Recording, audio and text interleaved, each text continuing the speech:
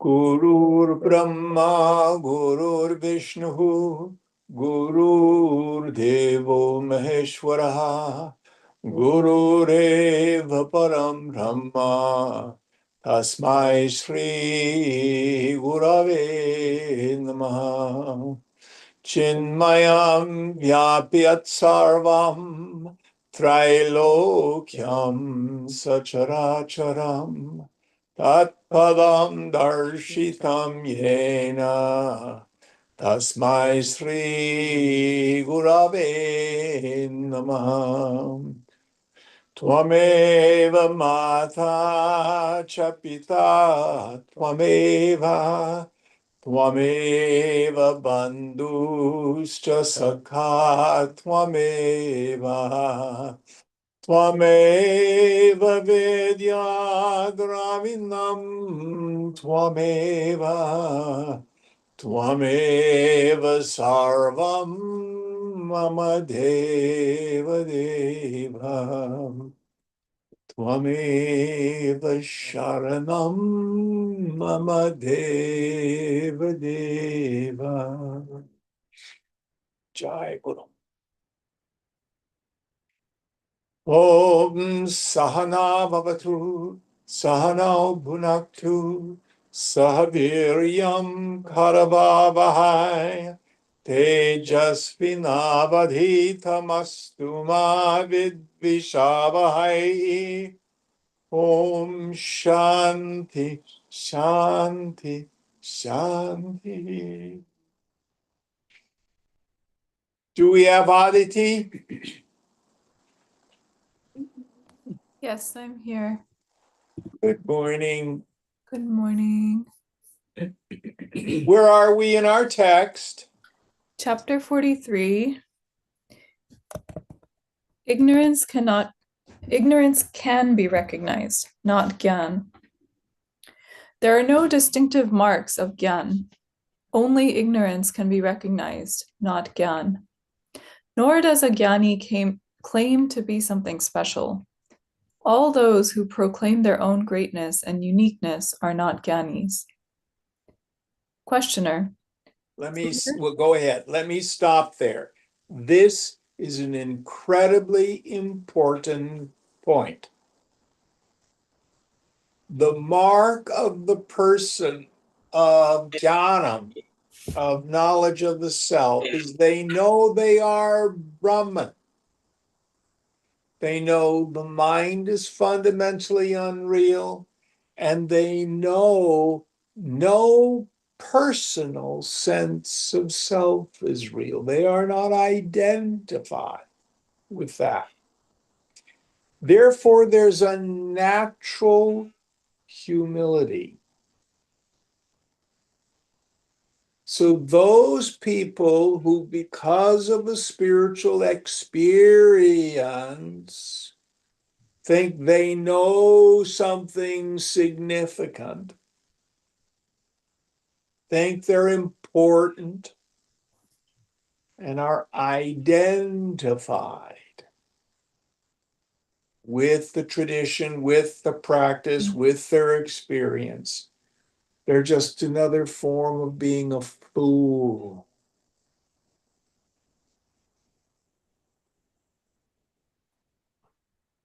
And how can you tell that? Well, first of all, they're very likely to want to keep telling you about their experiences. You know, there's the joke, you know how you can tell a vegan? You don't have to, they'll tell you.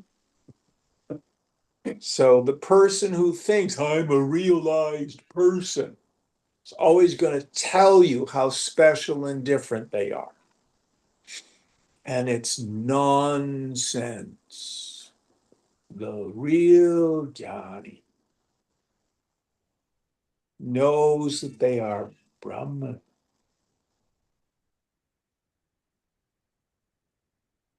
Big difference. All right, going on. Questioner. From year to year, your teaching remains the same. There seems to be no progress in what you tell us. Maharaj. In a hospital, the sick are treated and get well.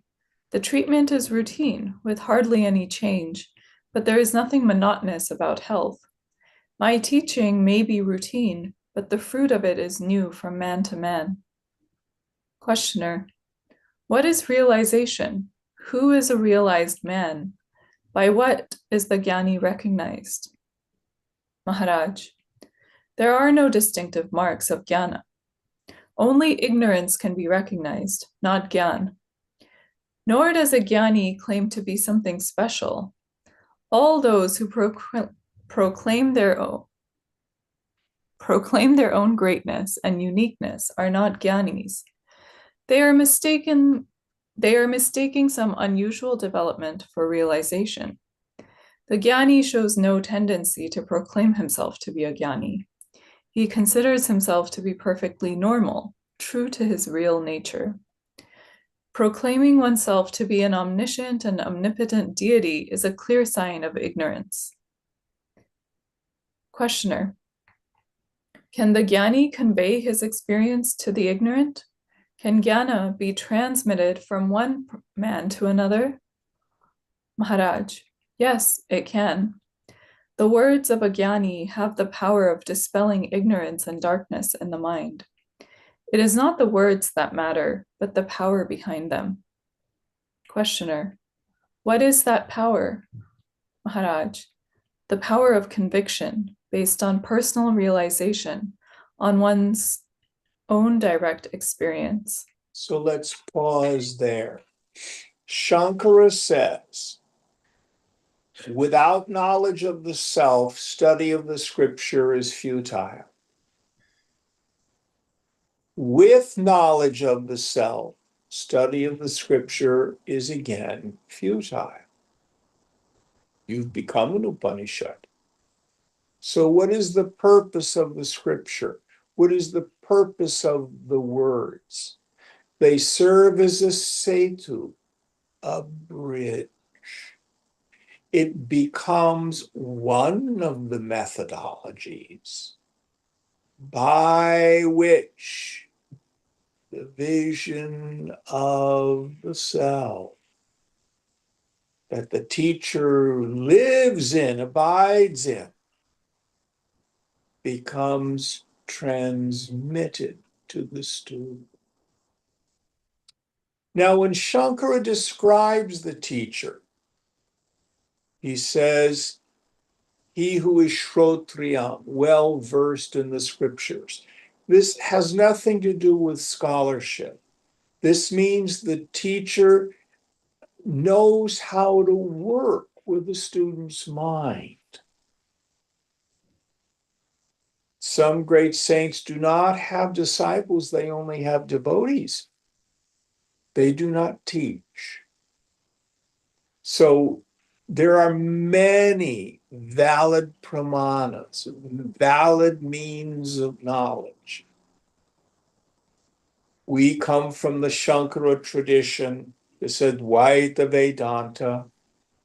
It's not the only valid means of knowledge, but it's a pretty good one in my opinion, very powerful.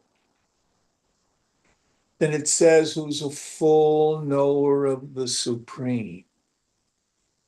So ideally, the teacher does not have to rely on, oh, I had an experience 20 years ago. Mm-hmm. It's their constant lived experience. When are you ever not? You who has retired into the Supreme. Oh, I love that.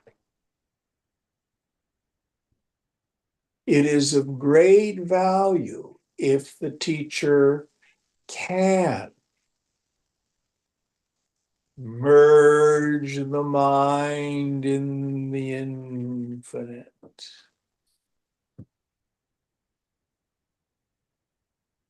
Just like when a person gets in a bathtub where the water is full to the brim, the water spills over. We have this borrowed glory in the presence of the jnani. If we can tune to the mind of the jnani, the teacher can show us directly the awakened state of mind. Now, Swamiji used to say, my disciples, they leave the Vedanta on their asana when they leave the satsang hall. They may have a clear vision of the self when they're there in the satsang hall, but they forget it when they go out in the world. So we can't be dependent on the guru. We have to go there ourselves. Then Shankara goes on to say, who's unafflicted by desires, who's as calm as a fire that has burnt up its fuel. The import of this is the personality of the teacher shouldn't be getting in the way of the teaching.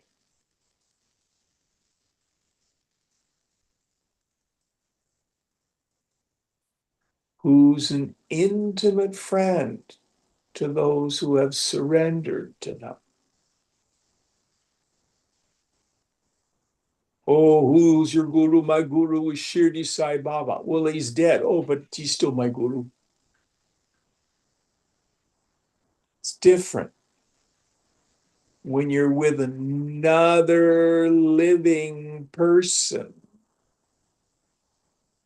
It's different. If you have a guru who's thousands of miles away and you never have that intimate friendship,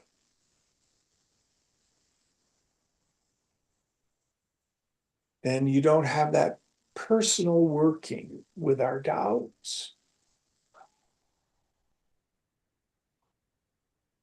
And if it's a teacher without a body, then we're always interpreting the messages through our own minds, which can be problematic.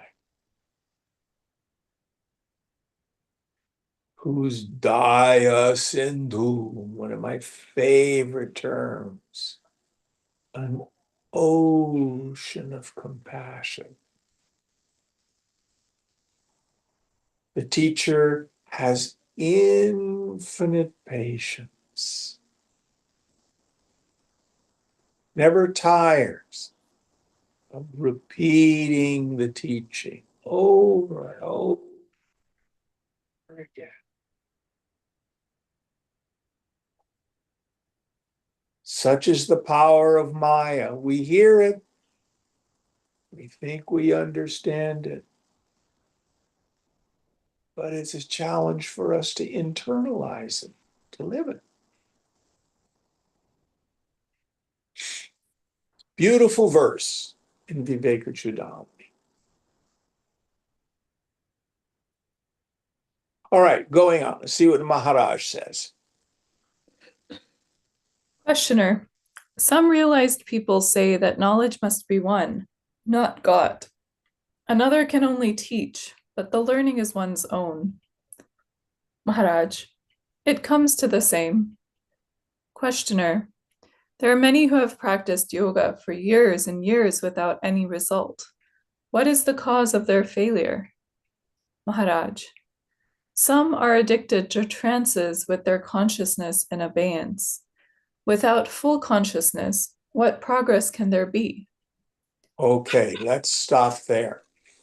So, first idea, the way Shankara frames it, success in spiritual endeavors is entirely due to the degree of the qualifications of a fit student, adhikari. Other factors such as time and place, and I would even say even the guru, while important, are essentially secondary. If you're not a fit student, viveka, vairagya, samadhi, guna, mumukshutva, Lord Shiva himself cannot wake you up. You are a fit student, a rock will do it. So the locus of power is not with the guru, it's with the student. And yet, the root cause of liberation, sadhu, sangha, association with the wise, it's a paradox. Now, the second point that Maharaj is talking about is the distinction between what we call manolaya and manonasha. Manolaya, which is talked about in the Raja Yoga tradition, basically means when the mind moves towards unconsciousness. Many people get stuck there, frequently for decades. Oh, yes, I sit in my lazy boy and I smoke a little joint, put on my new age music, and I'm just gone for 45 minutes or an hour. Oh, I'm such a good meditator. No, that's the mind moving towards unconsciousness. The mind at meditation is silent, but vigilant and alert.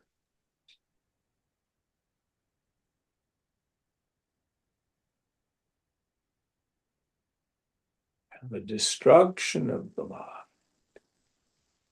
is the annihilation of all the vasanas.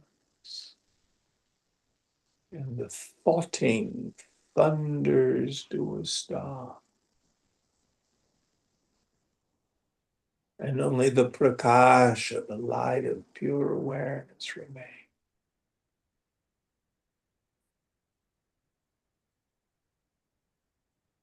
Very different. Going on. Questioner. Many are practicing samadhis, states of rapturous absorption.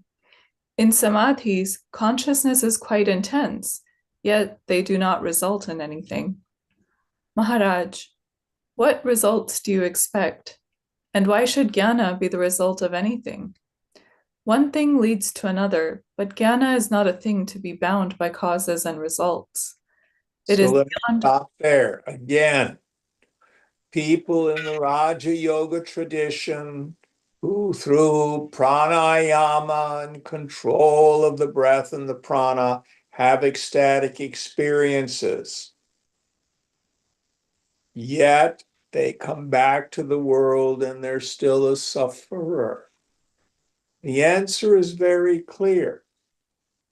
It is the annihilation of the vasanas here and now that's considered liberation by the wise. As long as I take the world as real, as long as I'm attached, anyway, I will not be sthita pragya, steady in my wisdom. That's the big difference. Going on. It is beyond causality altogether. It is abidance in the self. The yogi comes to know many wonders, but of the self he remains ignorant. The jnani may look and feel quite ordinary, but the self he knows well. Questioner: there are many who strive for self-knowledge earnestly, but with scant results. What is the cause of it? Maharaj: they have not investigated the sources of knowledge sufficiently. Their sensations, feelings, and thoughts they do not know well enough. This may be one cause of delay.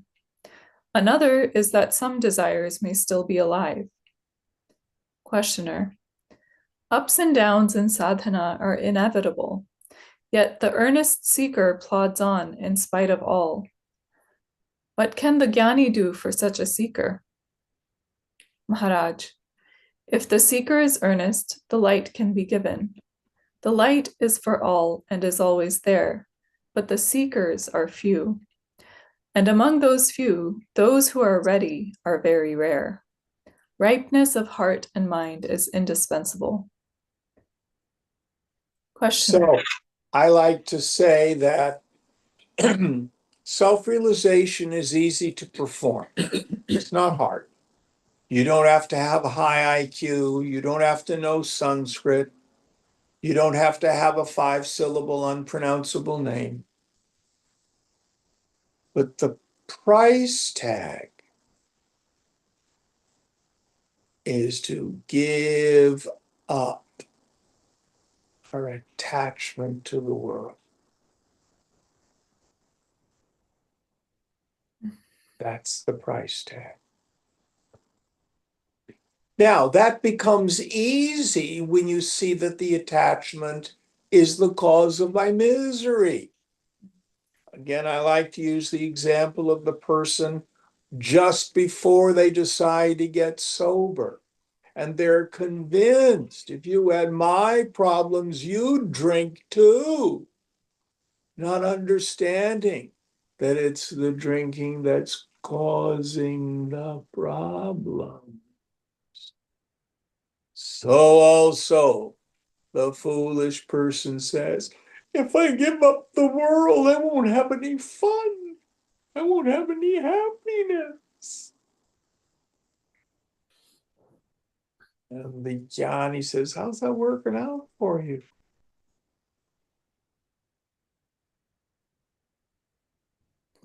Why don't you try giving up the cause of your misery?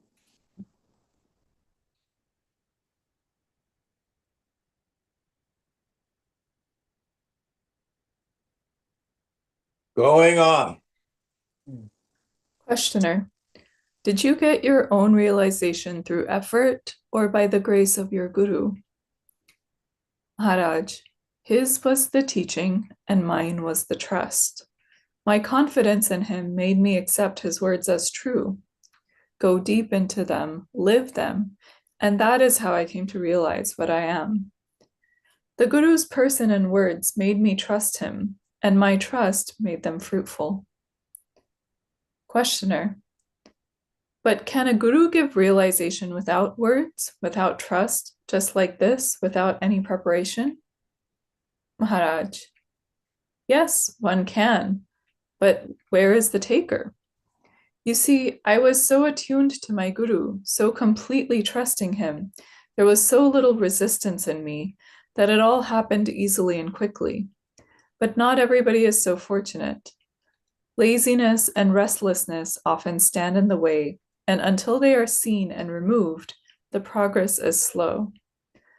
All those who have realized on the spot by mere touch, look, or thought have been ripe for it. But such are very few. The majority need some time for ripening. Sadhana is accelerated ripening. Questioner: what makes one ripe? What is the ripening factor? Maharaj: earnestness, of course. One must be really anxious. After all, the realized man is the most earnest man. Whatever he does it completely, without limitations and reservations. Integrity will take you to reality. Questioner. Do you love the world? Maharaj. When you are hurt, you cry. Why? Because you love yourself. Don't bottle up your love by limiting it to the body. Keep it open. It will then be the love for all. When all the false self-identifications are thrown away, what remains is all-embracing love. Get rid of all ideas about yourself, even of the idea that you are God. No self-definition is valid. Questioner. I am tired of promises. I am tired of sadhanas, which take all my time and energy and bring nothing. I want reality here and now. Can I have it? Maharaj. Of course you can, provided you are really fed up with everything, including your sadhanas. When you demand nothing of the world, nor of God, when you want nothing, seek nothing, expect nothing, then the supreme state will come to you uninvited and unexpected. Yes.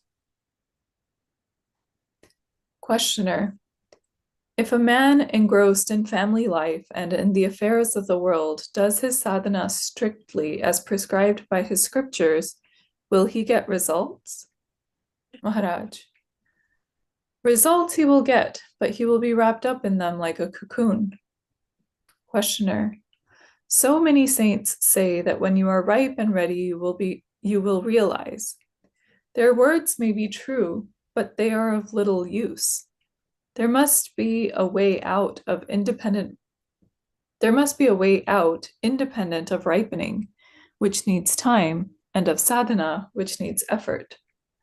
Maharaj, don't call it a way. It is more a kind of skill. It is not even that. Stay open and quiet. That is all. Let me stop there. So the imagery I like to use is puberty. Puberty is a ripening of the human body. It happens in its time.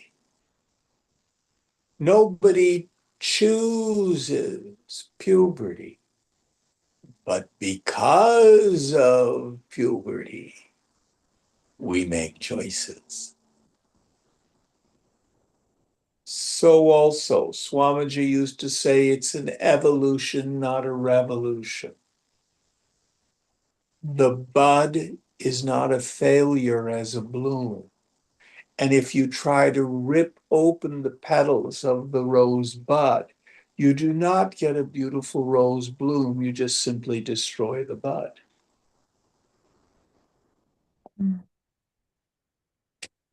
So, as we spiritually evolve, mature, etc., divine discontent arises in the heart.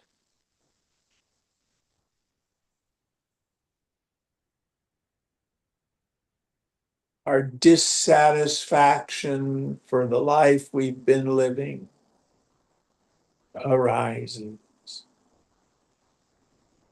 And the thought, isn't there something more? Which becomes the engine that impels us into practice.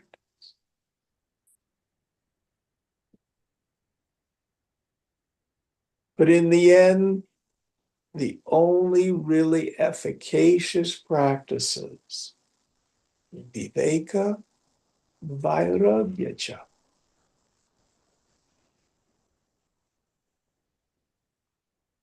Atma vichara, intense inquiry into the self. Brahma satyam jagan mithya. Brahman alone is real. The phenomenal world is illusion. Vairagya, that desire to give up attachment and identification.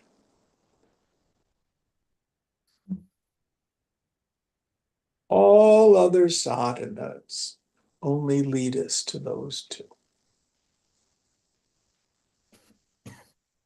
Going on. Stay open and quiet, that is all.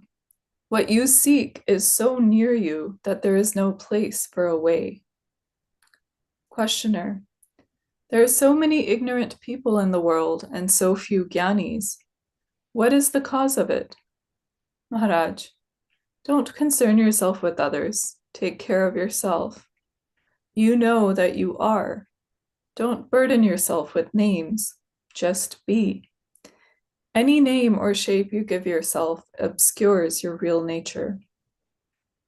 Questioner.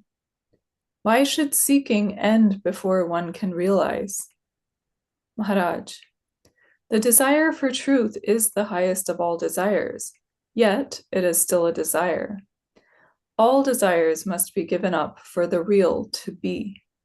Remember that you are. This is your working capital. Rotate it, and there will be much profit. Questioner. Why should there be seeking at all? Maharaj. Life is seeking. One cannot help seeking. When all search ceases, it is the supreme state. Questioner.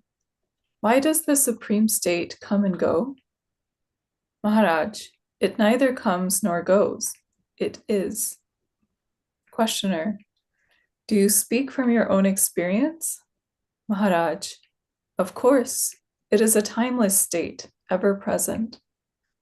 Questioner. So let's stop there if we may. When are you ever not you? And the great cosmic joke is spiritual ignorance never really covers the self. The most miserable of creatures, completely identified with the body.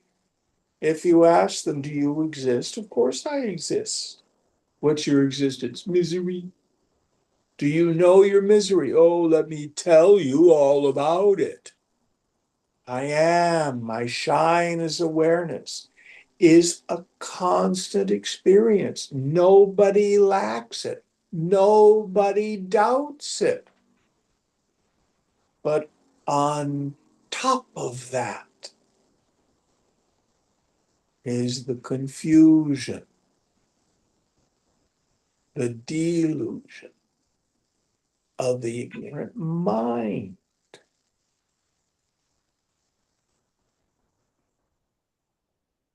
That's the great cosmic paradox.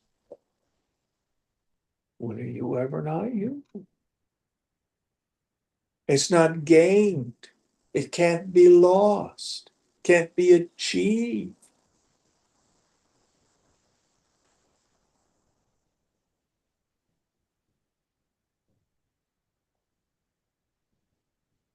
But in my mind, I do not know it.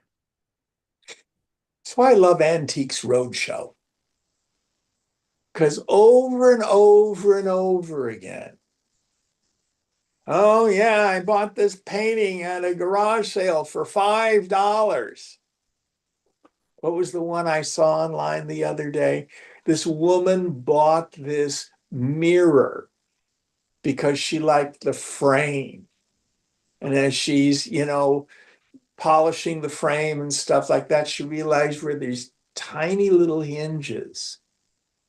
And so she pressed on the frame, she found a little latch, the back of the frame opens up, and there was a canvas rolled up inside.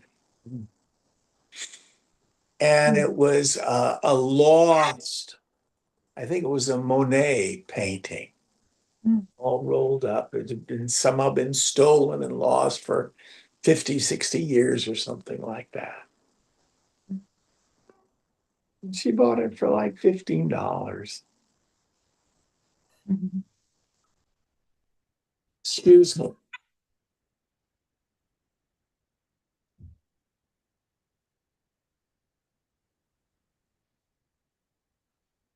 Are you all still online? Yes. Okay. Let me make sure I turn that off. I'm sorry, I usually do that. There. So also with the self. So also with the self. It's always there.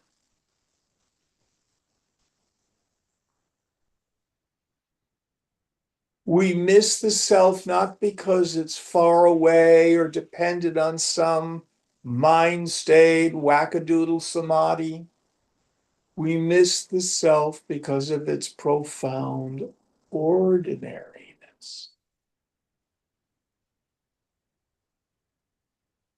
What we need to do is examine it with a quiet mind. Investigate I, Atma Vichara.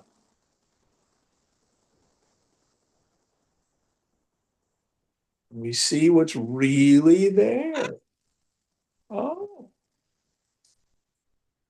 I do not change. I'm always me.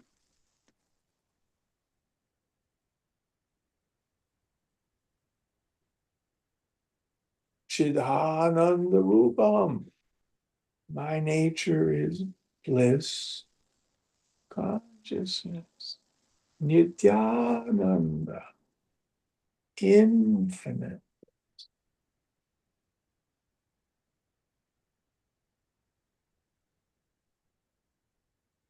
I am Atma, Brahma. This self is Brahman. Who would have known?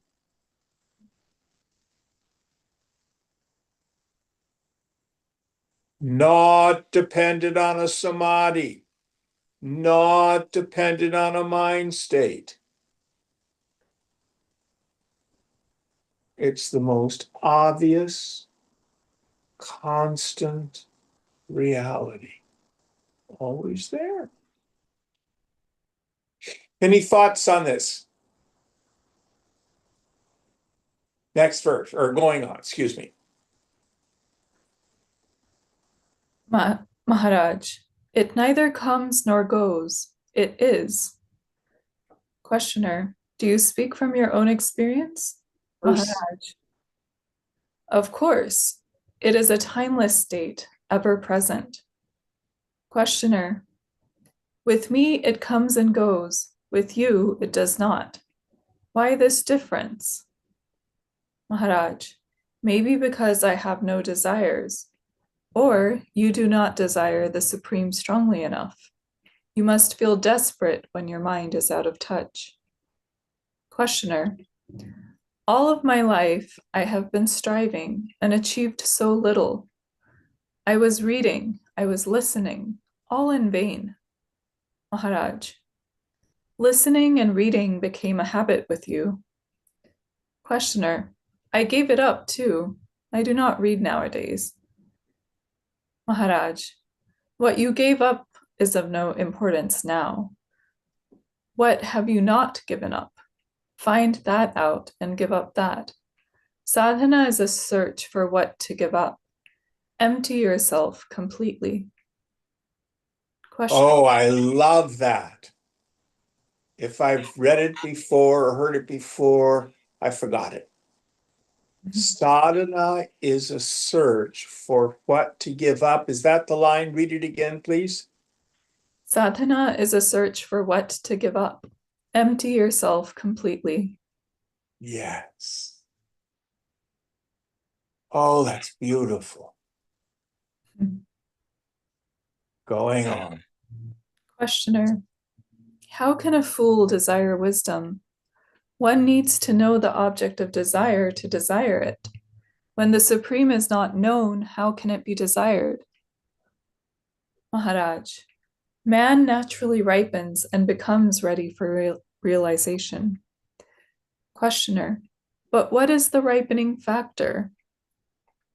Maharaj, self-remembrance. Awareness of I am ripens him powerfully and speedily. Give up all ideas about yourself and simply be. Questioner. I am tired of all the ways and means and skills and tricks, of all these mental acrobatics. Is there a way to perceive reality directly and immediately? Maharaj. Stop making use of your mind and see what happens. Do this one thing thoroughly. That is all. Questioner.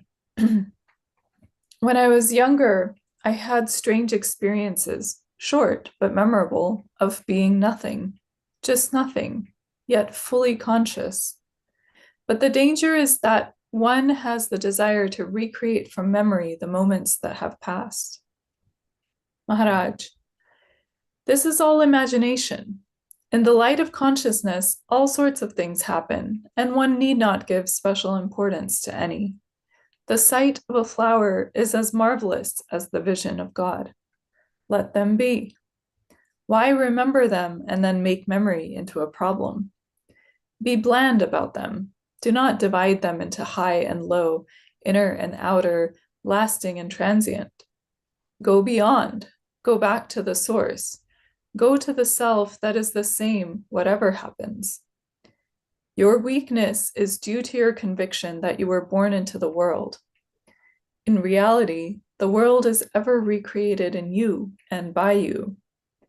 See everything as emanating from the light, which is the source of your own being. You will find that in that light, there is love and infinite energy. Questioner. If I am that light, why do I not know it? Maharaj, to know, you need a knowing mind, a mind capable of knowing. But your mind is ever on the run, never still, never reflecting. How can you see the moon in all her glory when the eye is clouded with disease? Questioner. Can we say that while the sun is the cause of the shadow, one cannot see the sun in the shadow? One must turn around. Maharaj. Again, you have introduced the trinity of the sun, the body, and shadow. There is no such division in reality. What I am talking about has nothing to do with dualities and trinities. Don't mentalize and verbalize. Just see and be. So let's stop there for a moment. The scriptures have so many examples, so much imagery, so many metaphors. Understand these at best point. And if we get too caught up in comparing this commentary with that commentary, what this teacher says versus that teacher says, we get lost in a jungle.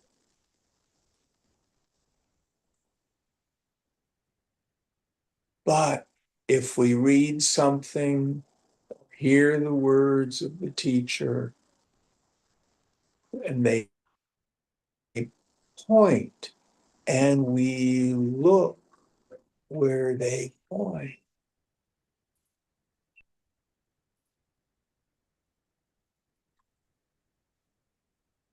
then we apprehend the self, which in the end is indescribable.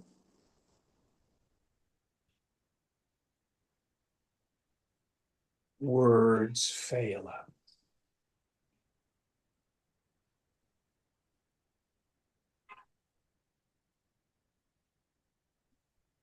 The self is achintyam. It's not figure outable.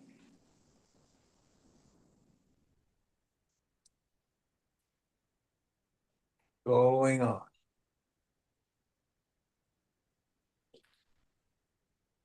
Don't mentalize and verbalize. Just see and be. Questioner. Must I see to be? Maharaj. See what you are.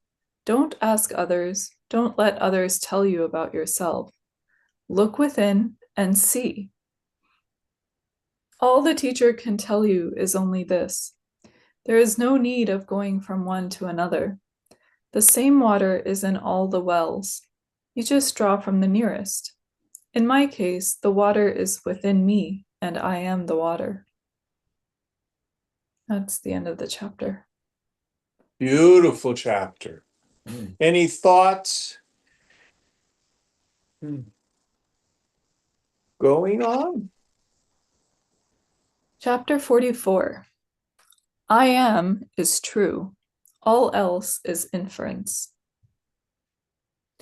By no effort of logic or imagination can you change the I am into I am not. In the very denial of your being, you assert it. Once you realize that the world is your own projection, you are free of it. Excuse me. Maharaj, the perceiver of the world, is he prior to the world, or does he come into being along with the world? Questioner, what a strange question. Why do you ask such questions? Maharaj, unless you know the correct answer, you will not find peace.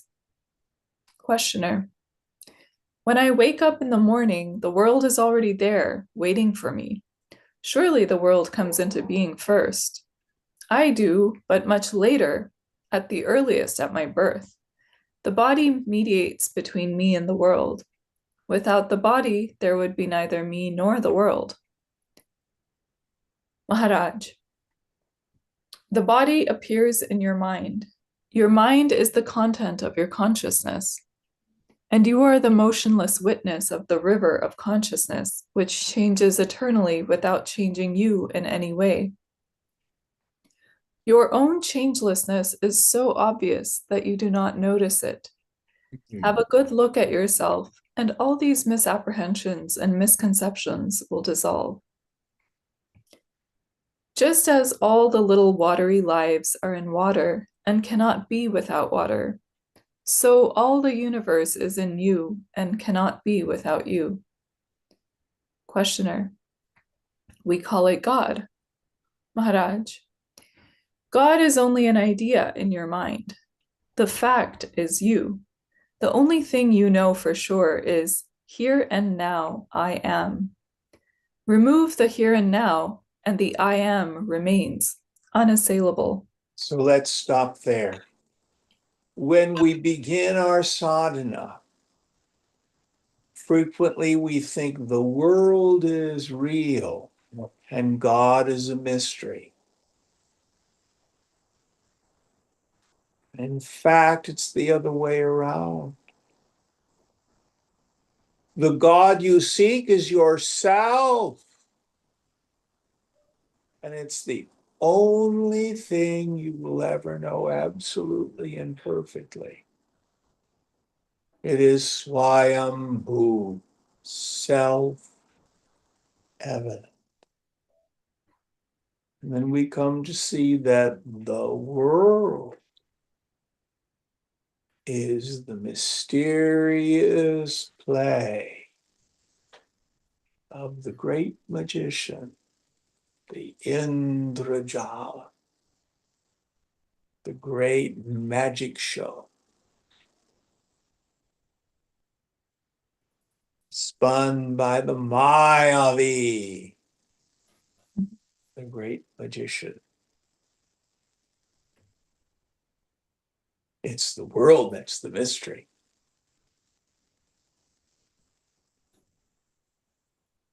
And we don't have to figure it out.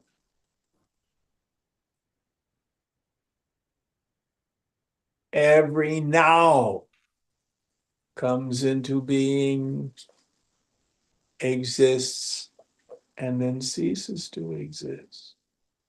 At the moment of the birth of a new now. But you go nowhere.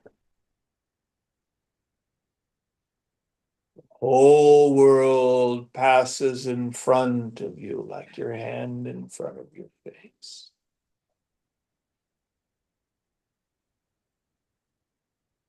Going on.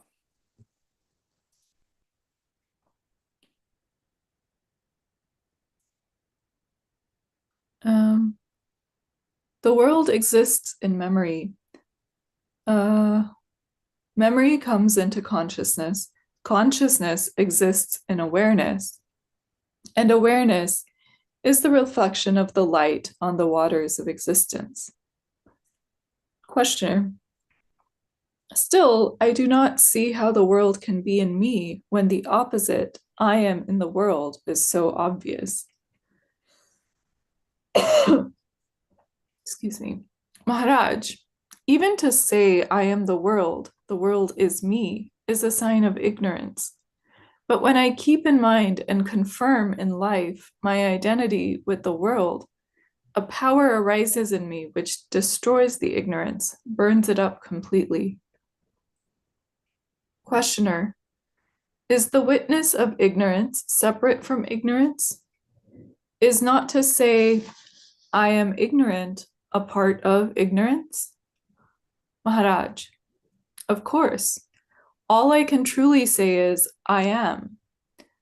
All else is inference, but the inference has become a habit. Destroy all habits of thinking and sleeping. The sense I am is the manifestation of a deeper cause, which you may call self, God, reality, or by any other name. The I am is in the world, but it is the key which can open the door out of the world. The moon dancing on the water is seen in the water, but it is caused by the moon in the sky and not by the water. Questioner. Still, the main point seems to escape me. I can admit that the world in which I live and move and have my being is of my own creation, a projection of myself, of my imagination, on the unknown world, the world as it is, the world of absolute matter, whatever this matter may be. The world of my own creation may be quite unlike the ultimate real world, just like the cinema screen is quite unlike the pictures projected onto it. Nevertheless, this absolute world exists, quite independent of myself. Maharaj, quite so. The world of absolute reality, onto which your mind has projected a world of relative unreality, is independent of yourself for the very simple reason that it is yourself. Questioner, is there no contradiction in terms? How can independence prove identity? Maharaj, examine the motion of change and you will see. What can change while you do not change can be said to be independent of you. But what is changeless must be one with whatever else is changeless. For duality implies interaction, and interaction means change. In other words, the absolutely material and the absolutely spiritual, the totally objective and the totally subjective, are identical both in substance and essence. Questioner, like in a three-dimensional picture, the light forms its own screen. Maharaj, any comparison will do. The main point to grasp is that you have projected onto yourself a world of your own imagination, based on memories, on desires and fears, and that you have imprisoned yourself in it. Break the spell and be free. Questioner, how does one break the spell? Maharaj, assert your independence in thought and action. After all hangs on your faith in yourself, on the conviction that what you see and hear, think and feel is real. Why not question your faith? No doubt, this world is painted by you on the screen of consciousness and is entirely your own private world. Only your sense I am, though in the world, is not of the world. Yes. By no effort of logic or imagination can you change the I am into I am not. In the very denial of your being, you assert it. Once you realize that the world is your own projection, you are free of it. You need not free yourself of a world that does not exist except in your own imagination. However the picture is, beautiful or ugly, you are painting it and you are not bound by it. Realize that there is nobody to force it on you, that it is due to the habit of taking the imaginary to be real. See the imaginary as imaginary and be free of fear. Just as the colors in this carpet are brought out by light, but light is not the color, so is the world caused by you, but you are not the world. That which creates and sustains the world, you may call it God or providence, but ultimately you are the proof that God exists, not the other way around. For before any question about God can be put, you must be there to put it. Questioner: God is an experience in time, but the experiencer is timeless. Maharaj: even the experiencer is secondary. Primary is the infinite expanse of consciousness, the eternal possibility, the immeasurable potential of all that was, is, and will be. When you look at anything, it is the ultimate you see, but you imagine that you see a cloud or a tree. Learn to look without imagination, to listen without distortion. That is all. Stop attributing names and shapes to the essentially nameless and formless. Realize that every mode of perception is subjective, that what is seen or heard, touched or smelled, felt or thought, expected or imagined, is in the mind and not in reality, and you will experience peace and freedom from fear. Even the sense of I am is composed of the pure light and the sense of being. The I is there even without the am. So is the pure light there whether you say I or not. Become aware of that pure light and you will never lose it. The beingness in being, the awareness in consciousness, the interest in every experience. It is not describable, yet it is perfectly accessible, for there is nothing else. Questioner: you talk of reality directly as the all-pervading, all-present, eternal, all-knowing, all-energizing first cause. There are other teachers who refuse to discuss reality at all.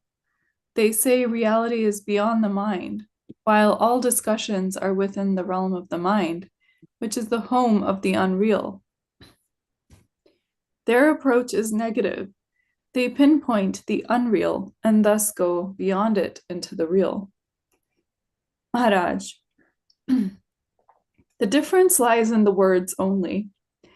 After all, when I talk of the real, I describe it as not unreal, spaceless, timeless, causeless, beginningless, and endless. It comes to the same. As long as it leads to enlightenment, what does the wording matter? Does it matter whether you pull the cart or push it, as long as it is kept rolling? You may feel attracted to reality at one time and repelled from the false at another. These are only moods which alternate. Both are needed for perfect freedom. You may go one way or another, but each time it will be the right way at that moment. Just go wholeheartedly and don't waste time on doubting or hesitating. Many kinds of food are needed to make the child grow, but the act of eating is the same. Theoretically, all approaches are good. In practice, and at a given moment, you proceed by one road only. Sooner or later, you are bound to discover that if you really want to find, you must dig at one place only, within. Neither your body nor mind. Are you losing your voice too? Do you want us to quit early? We're almost done with the chapter. I'm good to Okay. finish. Yeah. Neither your body nor mind can give you what you seek, the being and knowing yourself and the great peace that comes with it. Questioner, surely there is something valid and valuable in every approach. Maharaj, in each case, the value lies in bringing you to the need of seeking within. Playing with various approaches may be due to resistance to going within, to the fear of having to abandon the illusion of being something or somebody in particular. To find water, you do not dig small pits all over the place, but drill deep in one place only. Similarly, to find yourself, you have to explore yourself. When you realize that you are the light of the world, you will also realize that you are the love of it, that to know is to love, and to love is to know. Of all the affections, the love of oneself comes first. Your love of the world is the reflection of your love of yourself, for your world is of your own creation. Light and love are impersonal, but they are reflected in your mind as knowing and wishing oneself well. We are always friendly towards ourselves, but not always wise. A yogi is a man whose goodwill is allied with wisdom. That's the end of the chapter. Okay, I think this is a good place to stop today. Any thoughts, comments?